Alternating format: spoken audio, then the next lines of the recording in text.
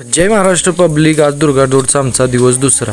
तर सकाळी लवकर उठून आम्ही आवरून आलो चौकात. मारुतीच्या देवळापासून आपली दुर्गा दौड सुरू होते आणि पूर्ण गावाला येडा मारून आपली दुर्गा दौड जी आहे अकलाई देवीच्या मंदिरापर्यंत संपते. नंतर आपण गेलो जिमला आज काय उपवास असल्यामुळे काय जास्त मारलं नाही, फक्त बॅक अँड बायसेप मारला व्हायचं. आलो घरी. नंतर आम्ही आलो आपलं घरी आवरलं, त्यामुळे आपण आलो अकलाई देवीच्या मंदिरात तर सगळी आमची गँग ऑलरेडी पाया पडायला आलेली बघा, गर्दी करून पाया पडलो. देवीचा आज रंग होता साडीचा लाल.